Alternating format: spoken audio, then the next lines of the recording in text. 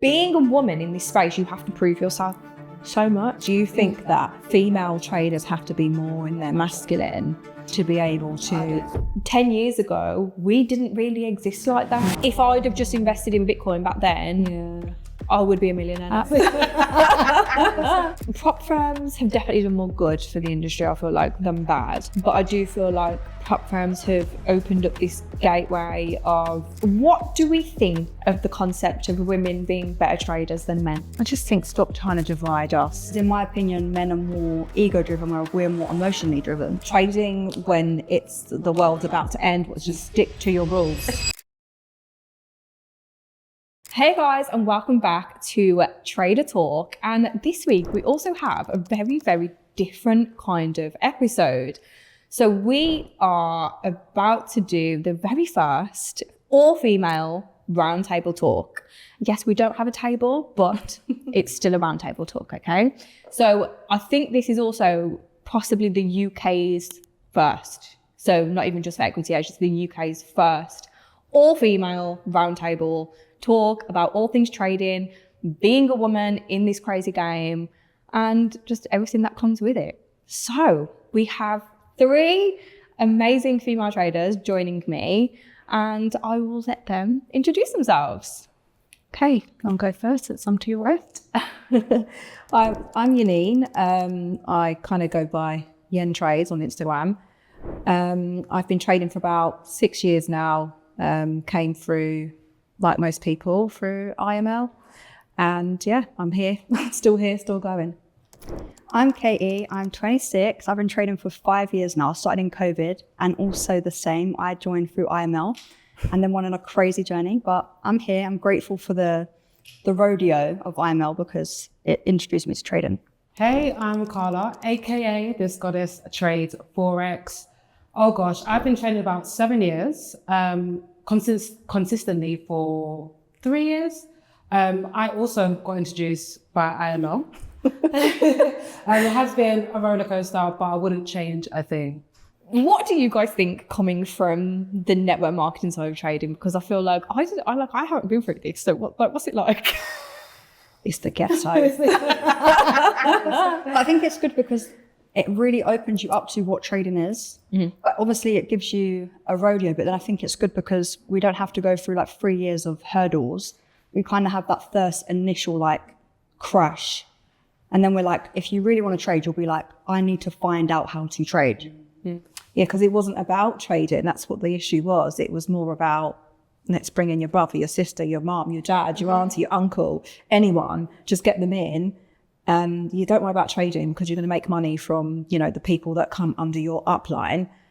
And if you want to learn to trade, you can, because there's lots of like educators that are on there, but I'm not sure which one you should follow. But there's also, what was the other thing that they had? You can just take signals because we've got that on the platform as well. And then, yeah. So it's wild. It is wild. But you know what? To be honest with you, I joined network marketing twice. So the first time I got involved, I didn't know how to trade. Second time around, I actually grew a team.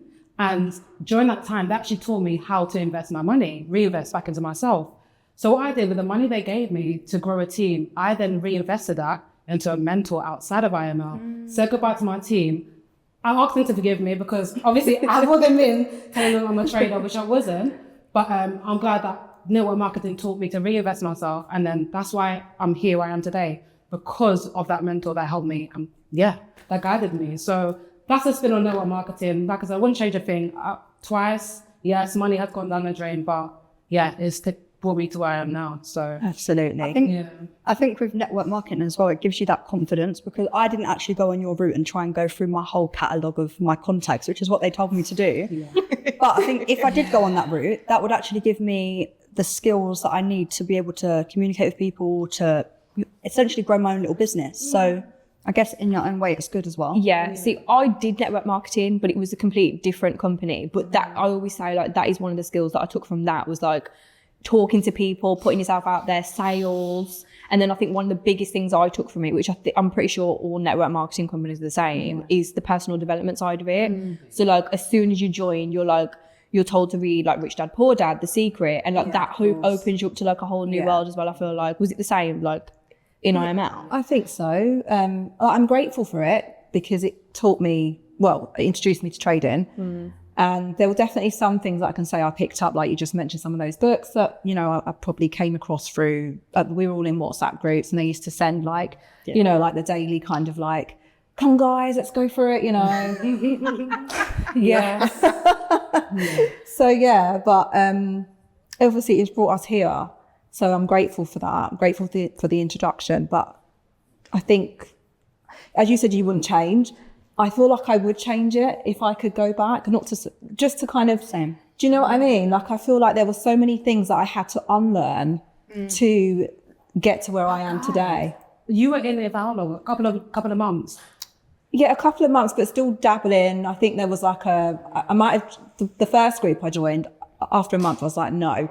Then I had a friend that convinced me to go through her upline, and I think I might have spent another month there. So yeah, I don't know. And then just kind of hanging around, like not really. And she even gave me her login because I was like, I'm not paying for next month. I'm just not doing it. So yeah, it gave me the introduction, which I said I'm grateful for. But I do think there might have been another way to kind of avoid the car crash, essentially. I agree with that because I think you had a different experience because you made money from it as well. So it also gives you the motivation to want to be a part of it in a way. But for me, because I didn't go down that route and I genuinely wanted to learn how to trade, like I knew someone that done stock trading and I was like, oh, Forex is a bit different. This seems really interesting. Went on Google, see like the people like speaking about it, went on Instagram, and then I saw everyone had it in the bio. I was like, oh, this is where I need to be. But I feel like for me, the reason I had such a bad experience is because I was trying to trade and they just said, get MT4, open up Hugo's Way. I was just literally, I'm not even joking, so much of my savings, like £7,000 went into Hugo's Way lost. That's why I would change it. The only thing that one other thing that I'm grateful for is the broker that they introduced me to, which I still use to this day. But I do remember asking the question, how do so I've got to pay X amount a month to be a part of this group, but then where am I going to get the money to put into my trading account? Right. Well, trade on demo. Okay, fine. Trade on demo. Oh, and you just get a few people in, then your membership becomes free. Then you start earning because you become P5, 6,000, whatever it is. And then you won't even need to worry about it. Then you can just do you can just do the copy trading.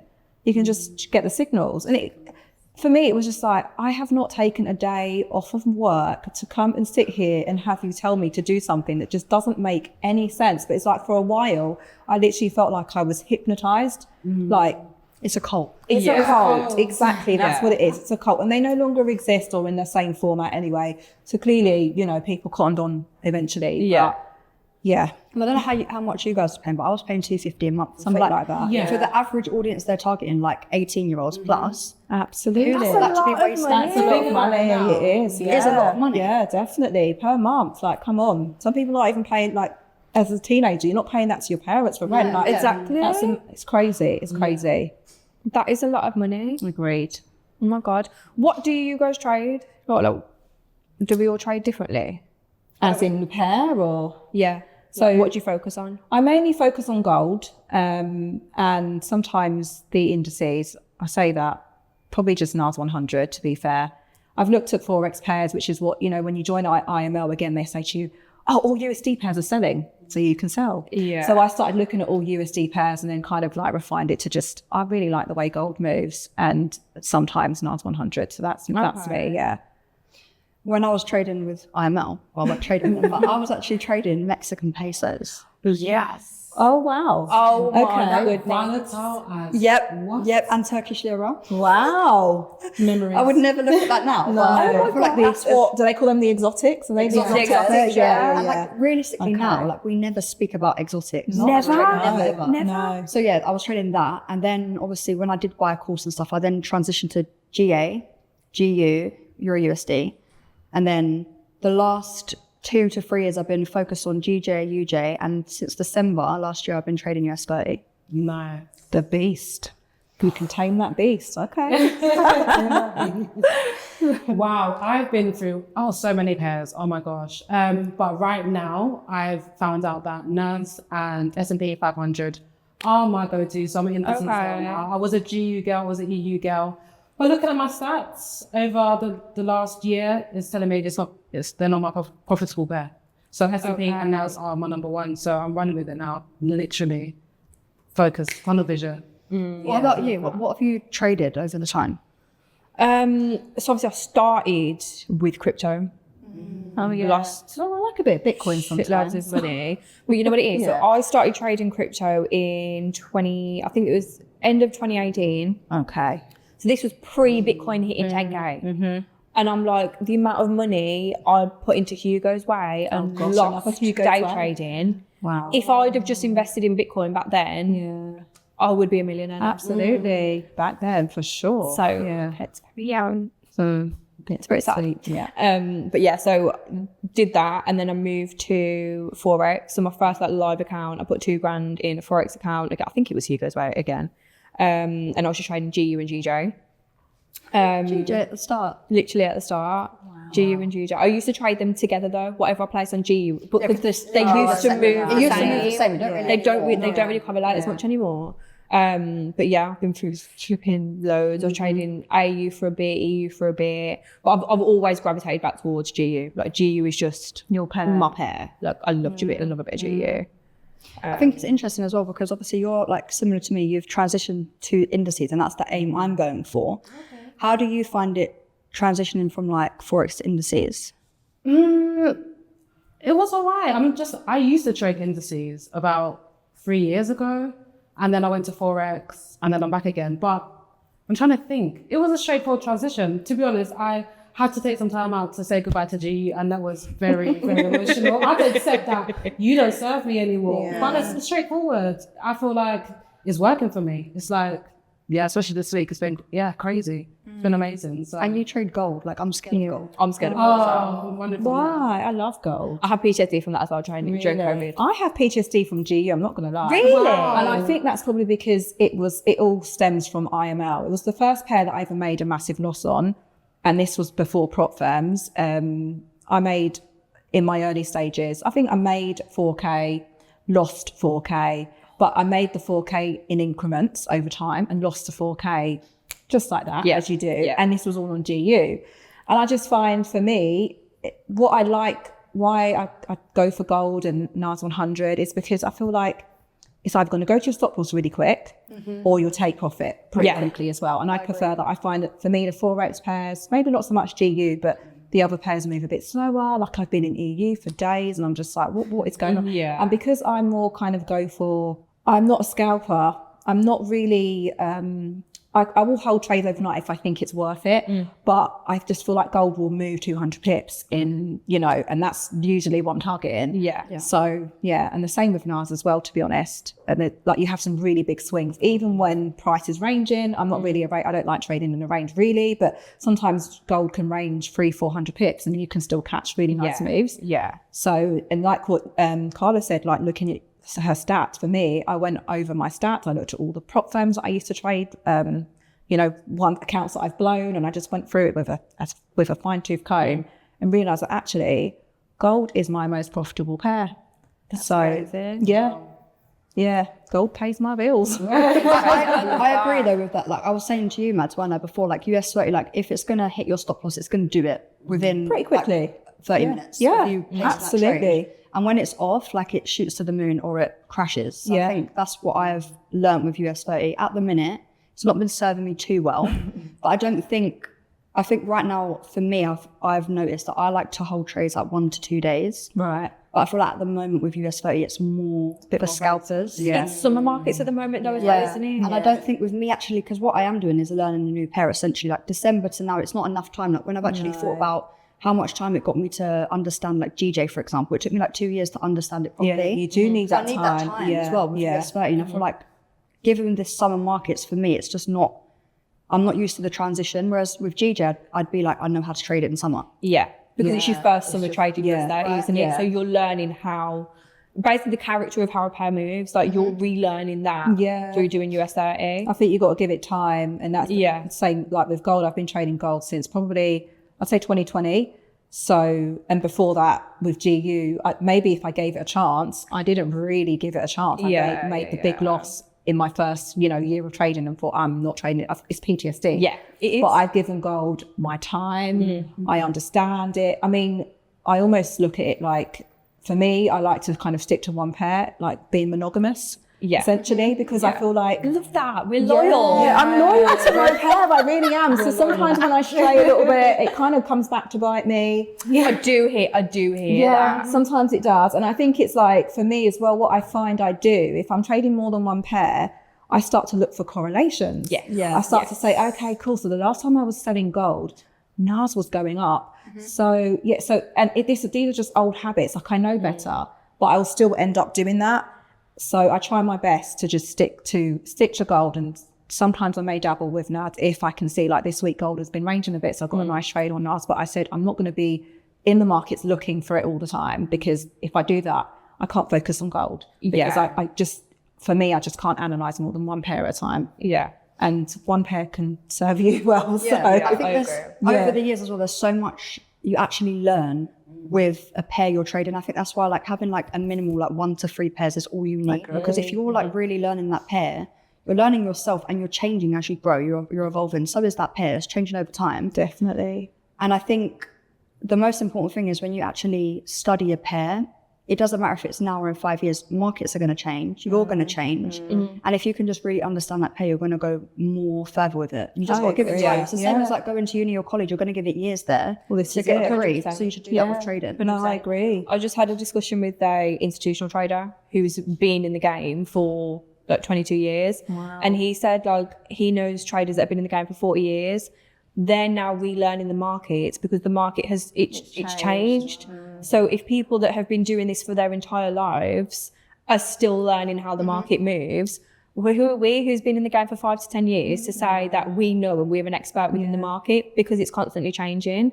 But I think if you're focusing on like 1 or 2 pairs, you can learn the characteristics of how that pair moves. And if something changes, you can easily pick up on it, which I think gives you the discretionary edge as well. So you'll have your strategy, but then you'll also have the discretion because you know how it works. Agreed. And that just gives you the extra edge in the market. I agree with that. Definitely. Yeah, I agree with that. So Do you guys all journal? Absolutely. I don't know. Look at Matt's face. We have a very on and off relationship. Fair. If I feel like it, I do. But most of the time I don't feel like it, so I don't. Same. I definitely trade better when I journal though. And I stick to my rules. I will say, since I've been using TradeZella, big up TradeZella. it's very easier to journal. Rather than just like taking a screenshot of the trade, putting on bloody Excel or Word or something. Notion. I like Notion. Kate, Notion is Kate. I'm the advocate. She I loves do it. Notion as well. I open Notion every day. I mean, I have a reminder on my phone that says check Notion. Because I've got on there. literally love it. I really do. The only way I can use it now is because Katie's created a whole thing for me to look at, and I'm like, okay, now I get it. Yeah. But I also have it's a journal from the Productivity Method by Grace Beverly. Okay. And that's an inbuilt Notion template, which I love. Yeah. So unless it's Katie or an inbuilt one. But I think Notion's good for that. Like I even have a trading template, like a journal template. Oh, really? And I have like different things in there, like affirmations, everything for trading. Yeah. And I think stuff like that is good because obviously TradeZella is good. Like if you want an automated journal, I think it's great.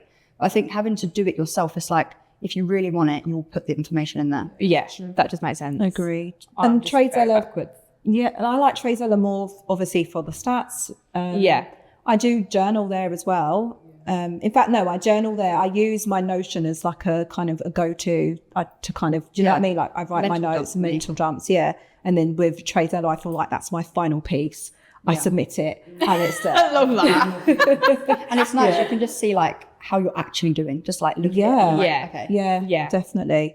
And it's like, if you've been training long enough to understand that if you treat it like a business, then, you will reap the benefits. Yeah, 100. And I think that's something that it's taken me a while to get there. But I'd say this year, or maybe like sort of the end of last year, was when I had like a kind of pivotal moment where I was like, okay, you can't do the same thing over and over and over again and expect different results. So Insanity, yeah. So yeah, I'm on team journal. Yeah. I do admit, like, I need to do better. And Kieran always used to be on to me as well about journaling. He's like, "Madge, you have to journal." Yeah. My brain just doesn't. I feel like I do a lot of things very backwards.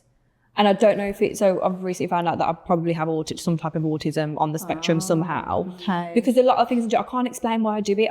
You just do it. I just do. Yeah. It's like I've never backtested. I've never in a day in my 10 years of trading Wow. have backtested. Never. So just Never. straightforward testing. Forward for you. tested Yeah. and lost I shitloads of think money. forward testing is better anyway. Personally. Yeah.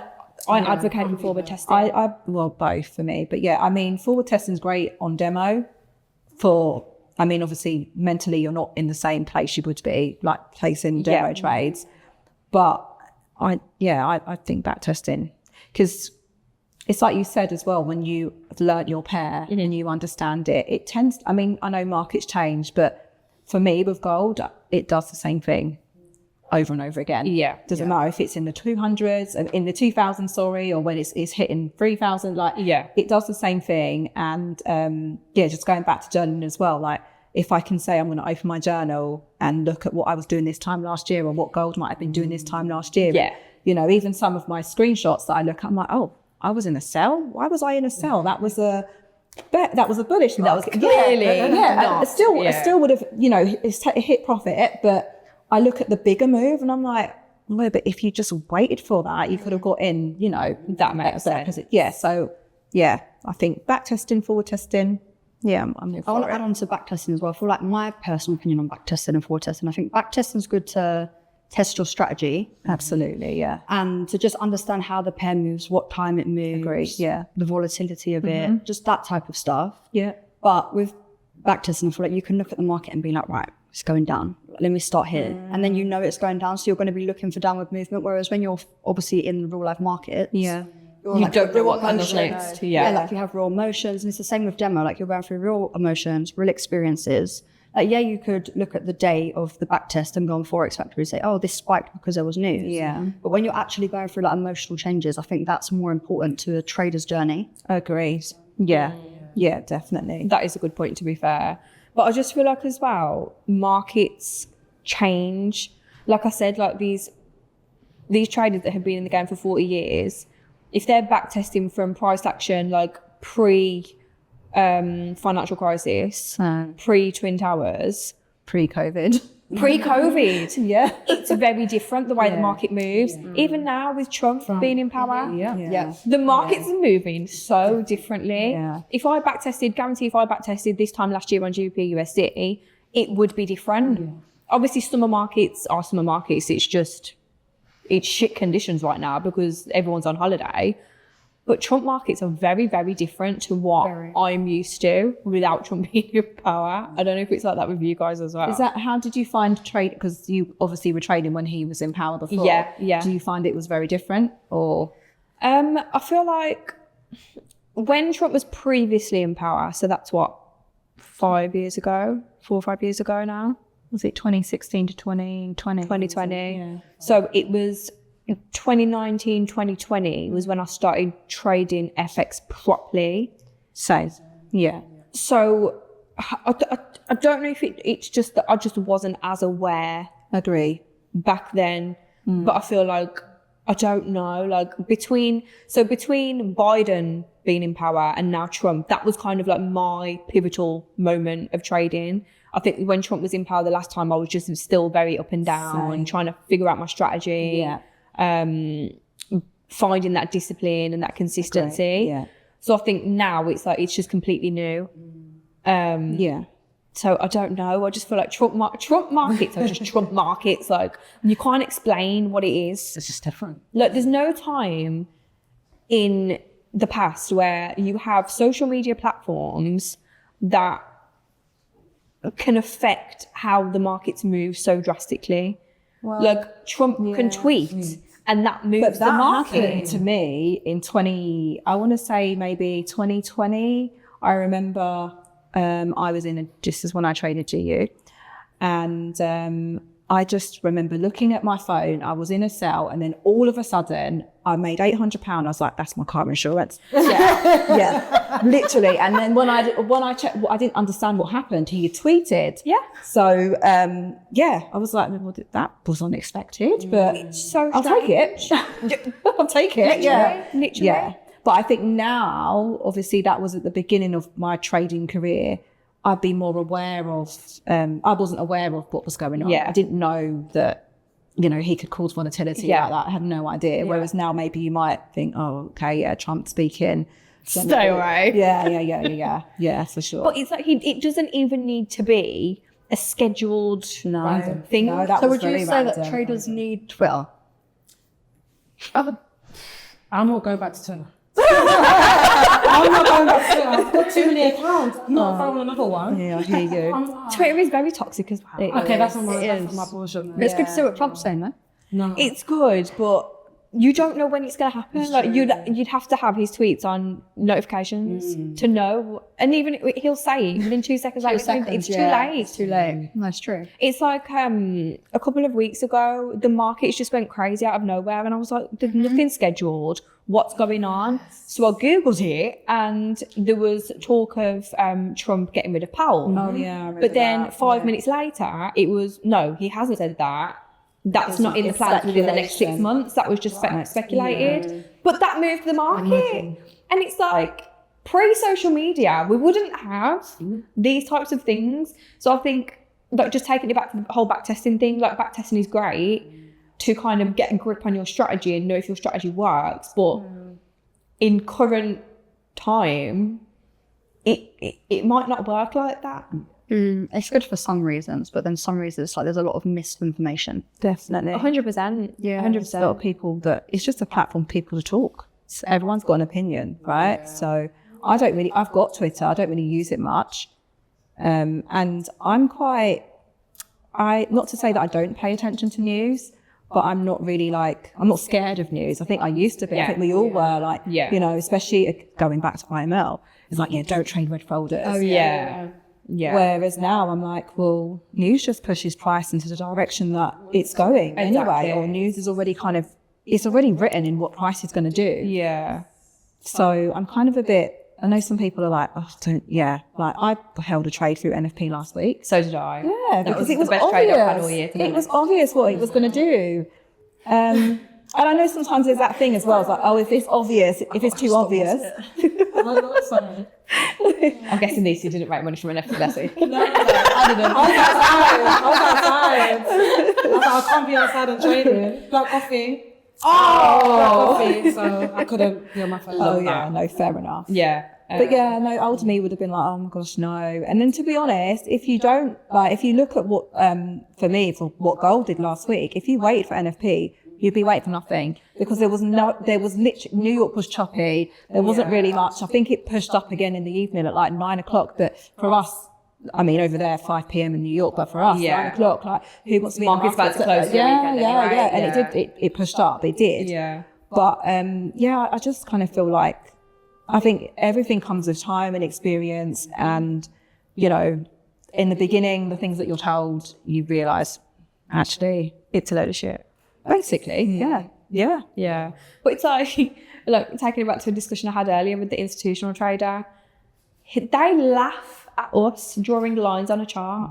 Oh, they're like, what are you doing? Because that's not how they trade. Yeah. But obviously, because now, I said, like, in the last 5 years, retail trading is like this whole new concept. 10 years ago, we didn't really exist like that, unless you were on a trading floor. Yeah.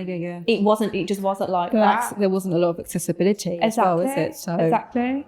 Now anyone can throw 100, 200 quid in a That's why brokerage. social media is so good, because we wouldn't really hear about trading and stuff if there weren't social media. 100%. 100%. Yeah, definitely. Yeah, that's true. What do you guys feel like about the whole with females in trading? And I feel like it's such like a movement. Yeah, I love it. I'm here for it. And I think it says a lot about, well, it's not for us as women. A lot of us are kind of coming into it now. I mean, obviously we've been here for a while, but it's always been, oh no, that's a male industry. No, I'm not doing that, you know. So I think it's good that there's more of us that are getting involved, and there's more kind of like, there's more support, there's more push for it. There's more like, I think a lot of us were kind of in shadows as well. Like even myself, like as I said, I've been trading for 6 years, but I didn't open I've got a private Instagram, but my trading Instagram, I didn't open that until last year. Really? Yeah, because I was just like, I don't really want to talk about that. I don't want to say that's what I do, because and then it's like all the questions. And I think as well, I'm a bit scarred. I know we keep going back to IML, but it was like, I don't want to tell people that I trade, because it's like back then I was so scarred by telling people, oh, how much do you make then? And at the point, I wasn't making anything. So I remember going back to one of the uplines or whatever and say, so what do you tell people when they say, oh, how much do you make? Because that's what they're going to want to know. If I'm coming into it, I want to know, and don't ask me how I came into that without asking that question. But most people would say to me, I want to see proof that you've made, I'm going to be spending £250 a month. So that just made me go into a little bit of a shell and not speak about what I was doing. It's understandable. Yeah, kept it to myself. And even like, I guess some of us probably lead double lives where we might have a 9 to 5, or you've got things that you do outside of it, and you know that people look at Forex or trading, it's a scam. So I don't want to talk about that.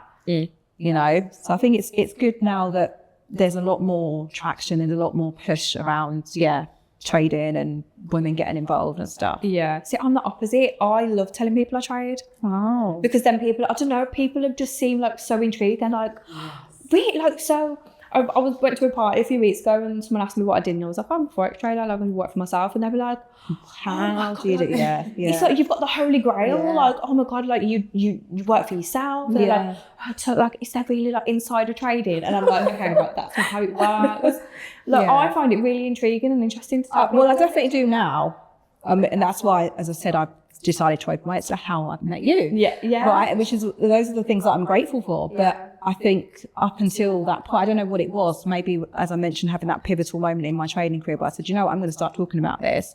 But it was more of it's like I had to gear myself up. I know what you mean. Yeah, it's strange. I think a lot of people just think trading is a scam, so it just makes us feel like, I'm not telling you. Like, even, was it 2 weeks ago, I was at like an event, and someone came up to me and was like, oh, I watch you on YouTube. And I was like, no way. Like, it's so weird. Literally in Bournemouth as well. I never thought it would happen. And then the first thing he said to me is, are you a real trader or are you a scammer? Oh my gosh. And I was like, really? Like, and I'm not in the game of trying to prove I don't need to prove to you what I do or how I do it, or that, I'm the real deal. I was always more of a kind of just get on with it in secret. And there's probably there are lots of traders that are not, on a platform speaking about what they do, and they're probably making shitloads of money. So protecting your mental piece as well. This is it.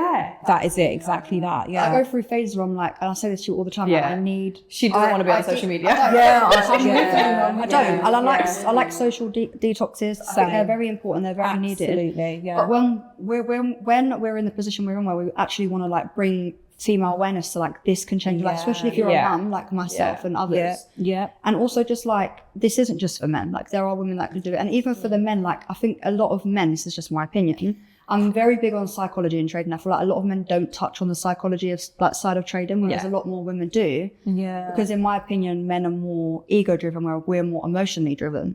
So I think there needs to be more awareness in the psychology and emotional aspect of trading. So I think sometimes I'm like, right, I need to be on social media because we need to spread positive awareness. But it's very hard. It is very hard. It's a battle. And it's just, you also have to have this upkeep of like trading, and it's like, okay, now I have to always post about trading, because if you go quiet, you fell off. Yeah, you fell off. If you go quiet, she's losing. She's in a loser streak. I don't know about you guys, but obviously where we are like trading influencers, it's really cringy to say, but we are in a way, like, it's really cringy, but it is the truth. Like, people are like hoping that they see like real proof payouts and stuff. I do post if I'm going through losses or a bad time. I think people need to see that experience. I didn't have that when I was coming through IML again. 100%. Absolutely. Thought they were always winning. It's actually really bad. But I feel like being a woman in this space, you have to prove yourself so much. I remember when I first started my Twitter, the whole cult following of that man were at me, and I was like, whoa, like ICT. ICT, okay. then everyone, if I was posting about trading, proof, we want to see proof. So I remember there was one day, a guy called Roger Banks. He used to come for me every single day on Twitter, and he got to the point I was like, right, let me show you. So I just entered a trade, made 1%. I was like, here you go. And they were like, oh. Can I ask, do you feel like these keyboard warriors would, if they saw you in person? No, They wouldn't, would they? I don't think the keyboard warriors make money. They don't. They look at you and they're hating on you because they don't have it themselves. Because I have it myself, I don't need to hate. I don't care. Like, I'm focused on my life. If I'm going hating on other people, that means I'm more invested in their life than I'm my own. Yeah, 100%. 100%. This is the battle with joining social media. Yeah. When I had my time of fighting everyone on Twitter, I was going through it. But that was like I don't know how to explain it. Like, people were coming for me, and I'm like, well, no. But how did this start? This is what I'm trying to understand. So those that don't know that you were on Twitter, how did this come about? Like, what happened? But can I add before you say, I feel like me knowing you as a friend, and also because the more we do podcasts together, me and you, I feel like the more I understand you. I think because you was going through something outside of trading, you was taking your anger out on social media. That's what I'm saying. So people were coming at me, and this was literally just me being a female trader. Like, it wasn't for any other reason other than me posting about trading, and I'm a female. So people used to call me fat. People used to go in about me being a single mom. Wow. Like, anything they could attack, it was really bad. But like Kate said, because I was going through stuff in my life, now I just like, shut up, like, I don't even care. But then I was like, I wanted to attack. So if you say something to me, I'm going to come for you. But it got to the point last year, my Twitter nearly got taken down. So a man came for me again. Asking me the fact I'm a single mom, like, just really going in. Wow. And I'm like, bro, you are like, he's within the same circle, within the London traders. I'm like, I will see you. So I hope you have the same energy. And then he reported me. So I was like, okay, it's a threat. But to me, I'm like, you know what? This platform actually means a lot to me. Like, I've grown this following. So I don't want this taken just because some random idiot has drawn me out. Like, I can't keep doing that. So I think that was a massive wake up call for me. But yeah, I just think being a female in this space, you have to have thick skin.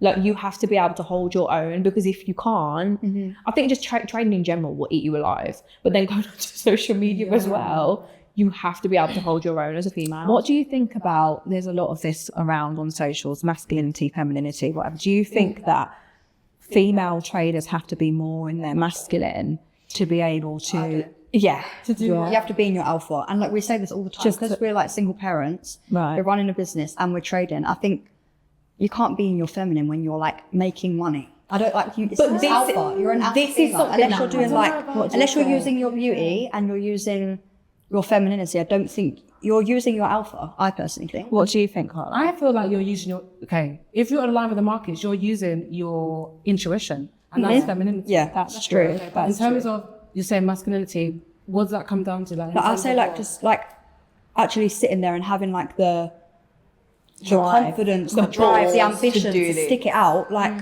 a lot of females, they'd give up. Yeah, fair enough. Maybe we're a different breed. But I think the femininity helps, so like you said, like with the balance, the harmony, the intuition in the market. It's like, I'm very big on like trusting your intuition. Like with a trade, if you're in a trade and something in you says close that trade, we have that power as women. Intuition. So I agree. Yeah, because obviously all females and males, they have both. So us as traders, I guess we're able to utilize both.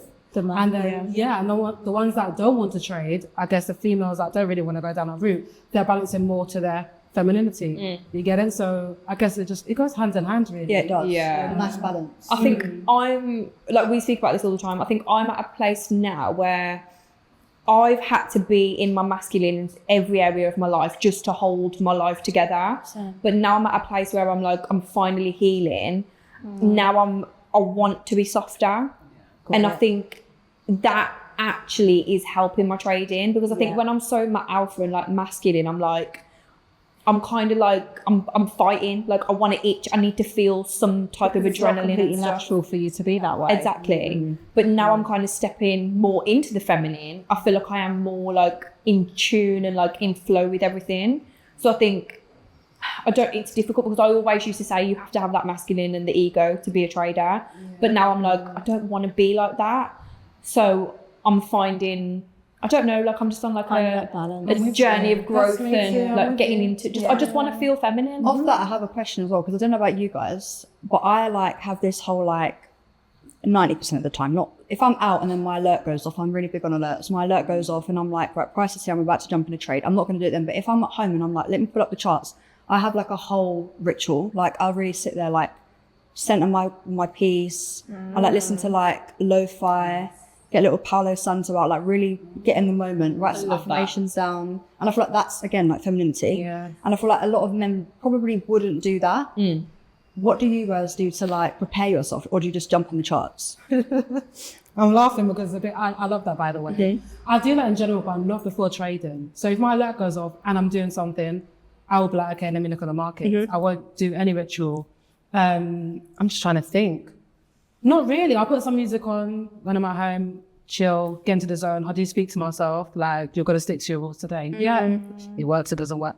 It is what it is. But I might even incorporate that, actually. Because I did it on a day-to-day anyway, but not before my trading. So I think it's helped me as well, because if I go through like a loss, I tell myself like losses don't define me, like it's fine. Yeah. Like what can I learn from this? Like where did I go wrong? And if it was just, I don't know, like random news, no problem. That's just the market. But then I think it's also good to be really in tune with yourself and not just be in that like, let me make money. Because if you're just focused on money, the more you chase it, the more it's going to run away. So if you focus on the process. right. So yeah. But I feel like that as well, like you mentioned about the intuition part, doing that kind of ritual before, that helps you bring you back to your intuition. Because I feel like, not to go off like a tangent of society and the government and stuff like that, but I feel like society is doing everything to take us away from that. So I think it is really important to do those things that just kind of like bring us back to who we are as a being, and that obviously in turn helps with trading. yes, I'm on my journey, I told you. I love that. Yeah. But yeah, I feel like it's great for women to see the journey that I've had to go through, because if you knew me 2 years ago, I was ready to fight everyone. And now I'm like, I am a little bit softer. My trading is just so much better. And I just think like, it's just so important for us as women to just get in tune with ourselves, because life's hard. And I feel like sometimes women don't deal with it as well as a man may. Yeah. And that's kind of what affects my trading if I'm Going through stuff. And I think that's really important as well. Like, men are made to fight. So like, if they're going through something off the charts, they're gonna trade. Whereas I feel like with us, we have to take that time, and everyone, like man, woman, alien, I don't care. I think if you're going through a breakup, a house move, anything, you need to focus inwards and not try and make money to cover up the way you're feeling. Exactly. When you heal, It's what they and make focus on yourself, it'll be better. Right, and if you go into the markets to try and do that when you're feeling that way and you don't make money, it's only going to make you feel worse. But where you mentioned about your rituals, for me, I do it every day, because I don't know if every day is going to be a trading day.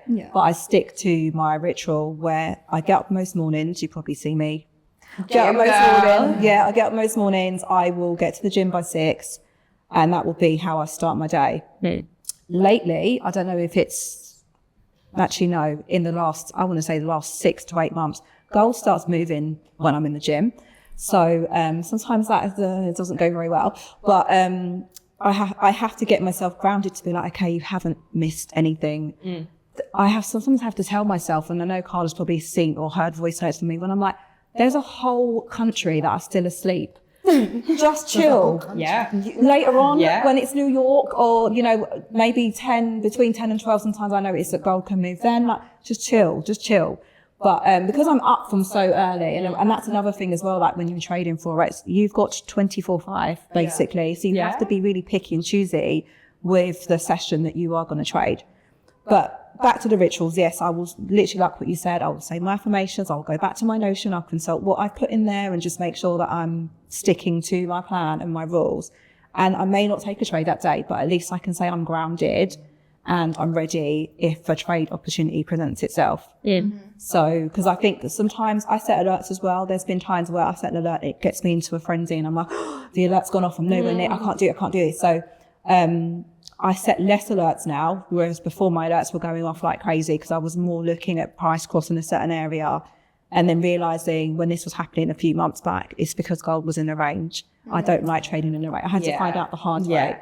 So when the alerts were just going off and off, I was like, what is going on? So I found a way to not have so many alerts, but just to tell myself that every day, it may not be a trading day, but if it is a trading day, I'm prepared and I've done everything that I need to do to get myself in that zone to, you know, make myself available. And I'm quoting that from Mark Douglas. From trading in the zone, make yourself available. Yeah, so I'm available. Yeah. What strategies do you guys trade? Should we all like go in like a little start? I don't understand. I'm just price action, support and resistance and a fib. That's it. Yeah. Price action. I look for highs and lows in the market. I look for corrections. I mean, people might say break and retest, but essentially, like what you said, support and resistance. I keep it simple. I've done everything. I've looked at EMAs. I've done trend lines, but for me, it's just keeping it simple, basically. Yeah, mine is also price action. Fib, I love a fib. And just like it's just like all the confluences. I just like multiple confluences on my chart. I need 3 to get in a trade. Yeah. Okay. Right, yeah. Yeah, very similar. Price action and fibs, basically. Yeah. I love fibs that. go. Price action go. I did that, but I had a fallout with fibs, so I don't use them anymore. Yeah, I did. Why? I find that fibs, they don't work on like gold maybe as much as like currency. Because I feel like US 30 is nice with fibs, but I feel like currency is better with fibs. Maybe it's that, or maybe it's because I think I get attached. Maybe this is something, as you know, they say things that happen in your life, it happens in the charts, or maybe how you are. I think I become too attached to something and I feel like it has to do what it's meant to do every single time. And then you realize that with trading, that's not how it goes. Yeah. You can do everything to a T and it can still go against you. So it took me a while to accept that. It's not the same as if someone says to you, okay, this is how you boil a pot of pasta. It takes 10 minutes and the pasta's going to be done. It's always going to be cooked to perfection if you do it this way. That's not trading. And I think with me and fibs, I'm not saying they don't work. And like you said, maybe they work better on some pairs than others. But for me, I was just like, I don't actually need this. It's working without it. So I eliminated it. It goes to show though how many ways there is to make money in the market. Oh yeah. Like, honestly, you could be a part of a cult, you could be price action, you could be just purely indicators, anything. It's probabilities, right? You could flip a coin every single time and say heads, heads, heads, heads, and 9 times out of 10, or however often it is, that is the same with trading. Yeah. If you just said every day at 3 o'clock, I'm going to sell, depending on whether the market is going up or down, I'm going to sell, I'm going to buy. That's the only trade that I'm going to do every single day. You'll come out profitable if you stick to it. Yeah, I think you can literally do anything. It is a little bit of luck as well, isn't it? Yeah. Well, it's like, I don't know if you've seen the video of the chicken. There's a guy on social media who trades through his chicken. Me and Leon did a short form video on it, and literally, I can't remember how he starts it. I think he rolled the dice or something. I can't remember, but he has 2 different things. Whichever one the chicken walks towards, that's what he's going to do. Are we buying today? Are we selling today? Not seen this. Literally, and the chicken. But if he is consistent with it and sticks to it, he'll probably make money because I'm pretty sure the chicken was challenge. in another life. That chicken was a trader. Oh my gosh, literally. Because you only have 2 choices. You either buy or you say, you stay out. Yeah. But you buy or sell, and that's it. And if you're not going to overtrade and over leverage, and you're just going to stick to that one setup every day that you may see present itself, buy, sell. That's it. And also, if you zoom out and you go on like a weekly time frame, monthly time frame, you can get a gauge of the pair. Is it always going to be buying? Yes, it's going to pull back. So US 30, it's going to buy. Yeah. Same as gold. It's a bullish asset overall, isn't it? So unless you're looking for a pullback to get in for a buy, don't really look for sells unless you're like short-term trading. Yeah. Yeah. What do we think of the concept of women being better traders than men? I just think stop trying to divide us. It doesn't matter. Oh, I love that. It really doesn't, though, does it? If I'm better and you're better, like, do you make money? Yes. Are you? That's it. I love that. I really think it doesn't matter. Sorry. I feel I like think it's it's down to mindset. I think it's a male-derived thing. Yeah. If I'm being honest. It doesn't matter.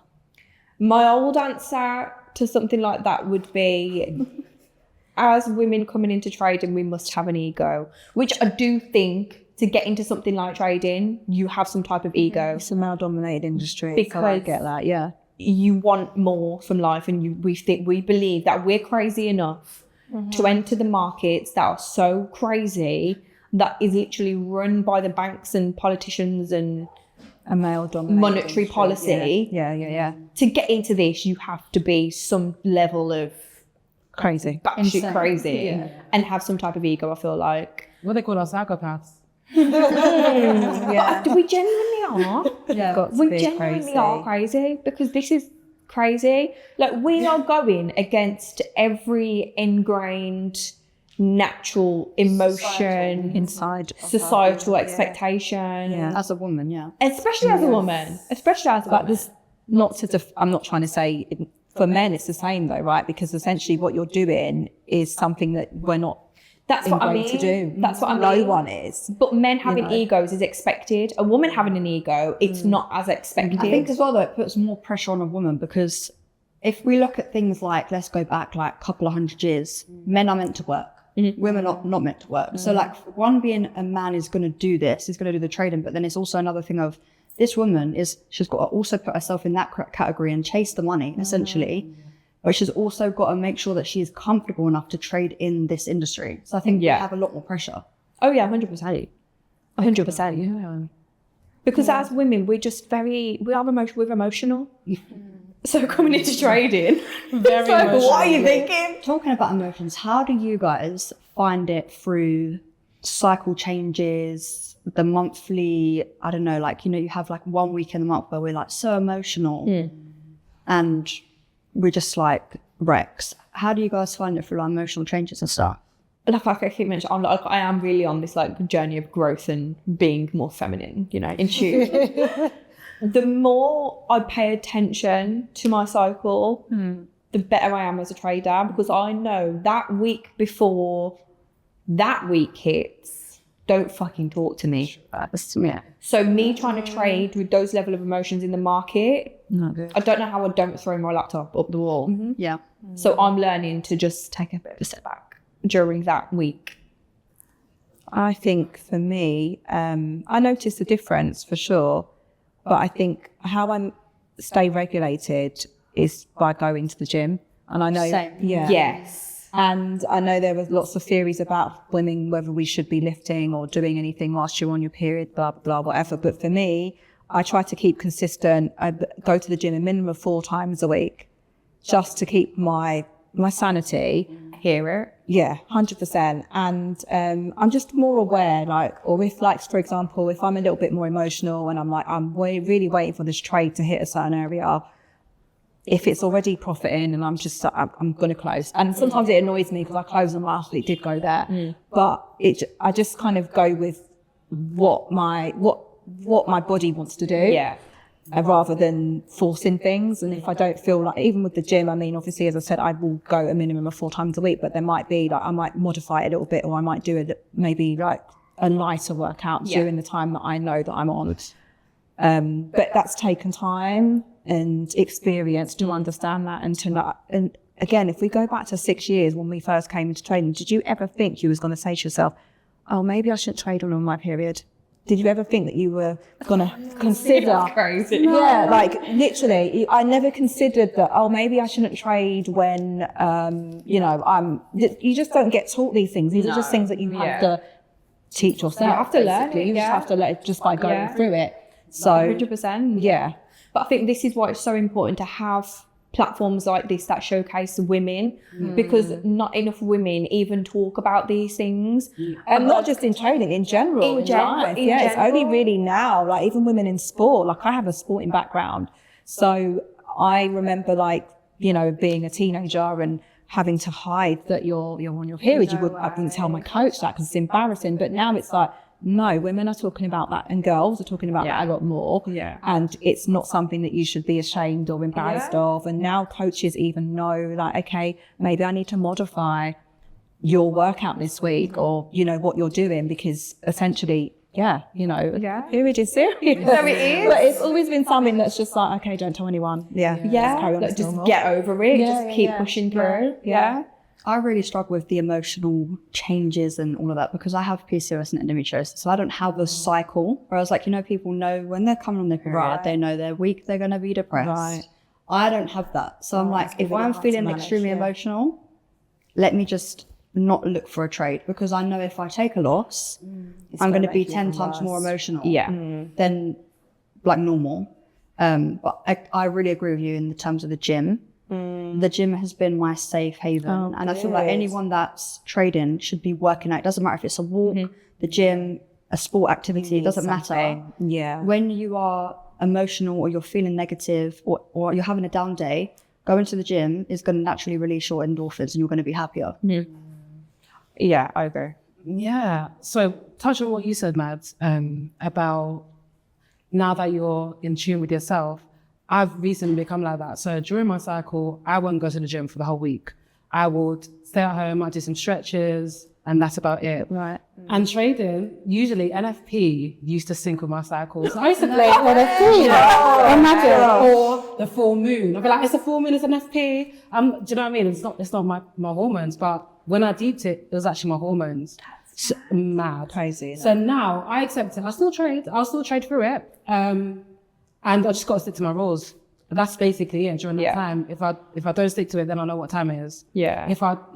And I think that's what it is overall. It's just sticking to a set of rules. And it shouldn't be that hard, but it has taken me the best part of 4 or 5 years to understand. Stick to your rules and you will be okay. Even if you are trading when it's the world's about to end, just stick to your rules. Literally. Pin that to your head, stick to your rules. If I have no trading plan, no proper risk management, None of this matters. Yeah, exactly. Yeah. Exactly. Yeah. Yeah. How do you guys feel about taking losses? Because that's one thing for me that I don't think there will ever be a day in life where I can take a loss and just be like, no, I'm in pain. I don't like it. do you know what? For me, if I've had, this is so like mentally not okay. If I've had a really let's just say I've had 2 profitable trades. Let's say I've made just like under 10,000, right? And then I take like a loss and it's like, I got good risk management. Let's just say it's a $500 loss. I don't care. But if I've had a week of losses, don't talk to me. But do you have a point where you say, if you've lost for the whole week, when do you stop? Yeah, because I have in my whole trading plan, I have like a whole thing this is how much I'm risking a day. If I'm stupid and I revenge trade and getting an extra trade, I can't trade tomorrow. Okay. Okay. Fair. That makes sense. Yeah. I used to have a thing where let's say if I've taken a loss today, I'm not trading tomorrow, like that.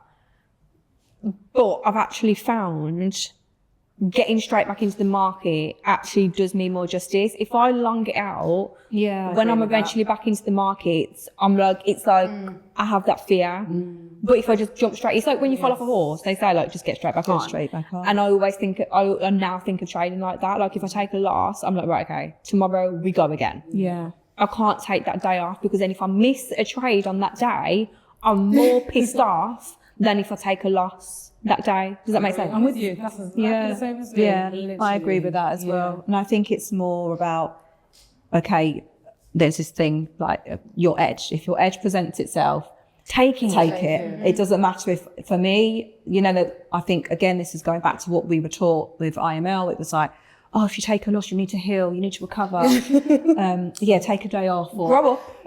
Literally. Grow up. You need to help. Yeah, so for me, it's like if I've taken a loss, and sometimes I might take a loss on a trade because I got in a little bit too early because I saw my edge.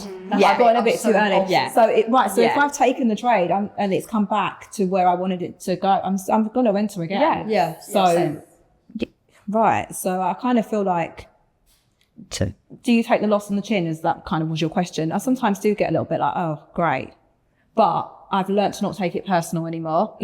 I've learned that losses are just a part of this thing. And I've also learned that I can turn up every day and I can see the same thing every day, and my edge can present itself and I can still lose. Yeah. And that's taken Yeah. the best part of 4 or 5 years of me to be, okay. Yeah. So you are going to make loss. And I think it's because of social media. It's because of that, joining through IML and people sort of saying, yeah, I've got 100% win rate. Yeah. Like, No, someone tweeted that. Someone tweeted that the other day. They have 100% win rate. I said, here we go. Recently. Literally a couple of days ago, someone tweeted it. Funnily enough, one of the guys who absolutely can't stand me. And I was just, like, shut up. Like, there's no such thing as a 100% win rate in trading. I don't care who you are. I mean, you might be able to recover your losses every day. I mean, I'm not saying that there's not, but you're not going to win every single trade. You can have a week where you've not made any losses. Like, I agree with that. But having 100% win rate, you're playing on words there. Well, even because their percentages are like 35%. So Exactly. This is it. But I do think that prop firms have kind of changed the way that, so you might, as you just said, someone might have a 35% win rate and they might make 3-4% a month. And that's quite normal. But when you go to a prop firm now, you've got to make 10%. Then you've got to make 5%. Obviously now they've got the whole thing of, okay, there's no time limit, which is great. But most traders or most people are in a rush. So no one's going to sit there and take 60, 70 days to pass phase one. I mean, maybe there are. And if there are people that do that, good for them. But for the most, right, good. Yeah, it's good. But for the most part, people are in, and even myself, I'm guilty of that. But then in the real world, making 15% in a month, is that Unrealistic. It's not. And you can't do that repeatedly every month. It's not possible. And it's hard because I feel like on that topic, it's like the phases. Yeah. That's why a lot of traders fail, because it catches you up. Because when you're funded, unless there's like rules, you don't have to reach a certain amount. You can just take it easy. So I think on that prop firm, no prop firm, do you trade prop firm, no prop firm? I trade both, and I've had success with prop firms, but I'm not pro prop firm. I'm not saying that they're not, they're there for a purpose, and definitely you can make a lot of money from them. But I think because of prop firms and because of the introduction of them, a lot of people sleep on having their own money in their own account. Yeah. Because you can say, all right, for example, personally, how I look at prop firms is they say to you, you've got a 100K account, that's 10K, because you've only got the 10K drawdown. Yeah. Right, so you're not risking 1%, you're actually risking 10%, because that's what people say, I'll risk 1 to 2% a trade. You're risking 10 to 20%. So put £200, which is probably a figure that most people that are jumping on trading can afford. Put £200 in an account.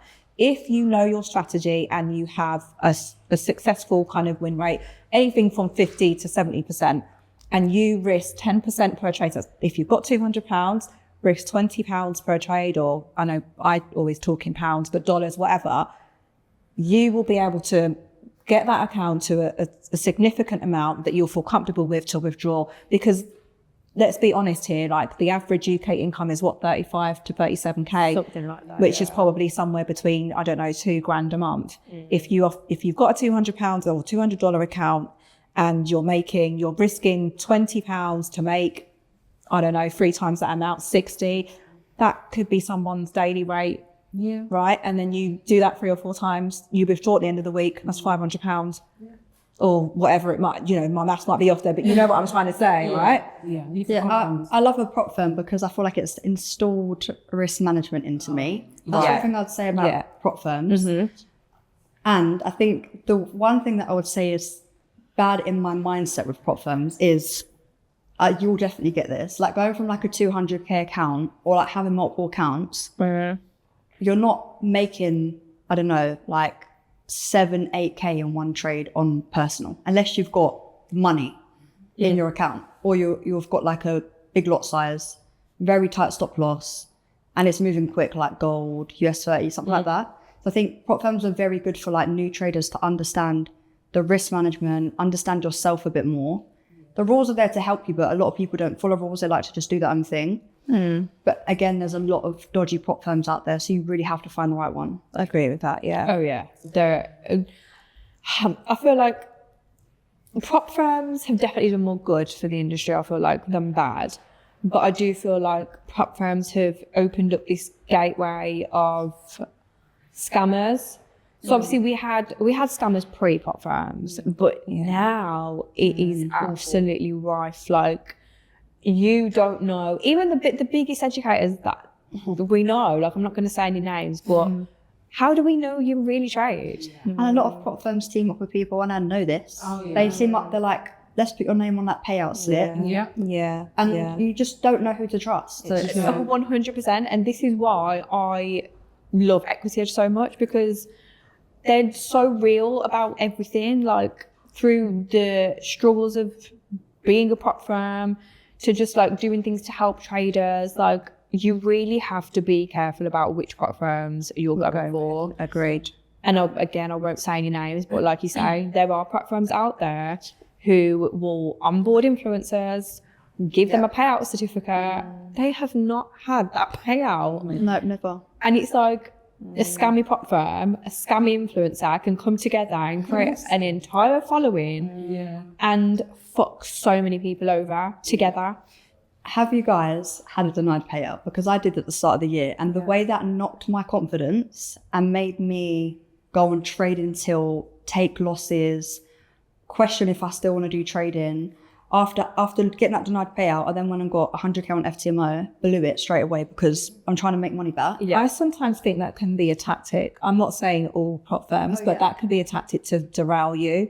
And to answer your question, yes, I had a denied payout and I was very vocal about it, which is I was grateful for my social media at that point. Really? Yeah. Well, I won't say who it was, but in the end, they did pay me out, but I had to go through hoops. That's what made me feel like, actually, I'm just going to trade my money. And I still respect what prop firms have done for the industry. I still like one or two prop firms, but I'm just not solely relying on them for income, because they can just pull the rug. Yeah. I mean, right. Well, exactly. I think you should. There's one that went down. I'm sure everyone knows the end of this one. I was with them at the time and lost some money with them. And luckily, I managed to do a chargeback from the bank, right? Yeah, but even that's stressful, having to do all of that. Yeah. And then having to explain to the bank what it was, what did you pay for? And then having to talk about, this is it. It's just as long as you're doing People both. don't take prop firms serious as well. No, they don't. If you go to like a bank and speak up about prop firms, it's not real money anyway. Yeah. It's true. It's true. I've been very lucky. I've had all my payouts, no problem so far. Congratulations. So You stick to the I'm reputable ones. I am all for prop firms because the people that I do follow, the real ones in the industry, it's changed their lives. Yeah. I've seen them from ground zero to where they're at, and I'm like, good for you. Just because of prop firms. And I'm like, it literally could change people. Oh, it has changed people's lives. Yeah, I agree. I am a huge advocate for prop firms. Obviously, I've worked in the prop firm industry now for 2.5 years. So I've seen like the back end of like how they actually operate, the work that actually goes on behind the scenes. Obviously there are some that are just very, very questionable, but the ones that I've worked with, luckily has had great management. So I am an absolute advocate for prop firms, and it's changed my life. Like it has completely changed my life. There's no way I would have had 100 grand, 200 grand capital to start trading with. And yes, you're only technically trading with 10% of it, but you have that leverage. Like there's no way that I would have had 20k months without prop firms. I've just got to put this out there because I don't know if I didn't announce this, but I'm still sticking with prop firms because I've spent about, let's say, maybe 20k on prop firms. Wow. So I'm sticking with prop firms, and so I claim that times 10. So I'm going to write it out. I've said it loud. I said it out loud and proud. Oh, wow. It's my time. And you will. I will, because will. it's all compounded now. So. And you didn't come this far to come this far. Agree with that. I had to get it out, man. Had to. Yeah, because people, how much you spend? People go into debt. People go into credit cards. I've seen so many stories. Do you know what I mean? So, yeah. Well done. Guys, I really like this. I feel like this is what the industry needs. I feel like there's not enough females speaking openly about trading. Everything we've touched on today, and I feel like we could have gone on for hours. No, literally, I feel like we haven't even touched the base. I feel like it was recording, to be honest. I thought we were just having a chat. It feels so natural. So thank you, Equity Edge, for making this happen. Because I feel like Well, thank you guys for coming.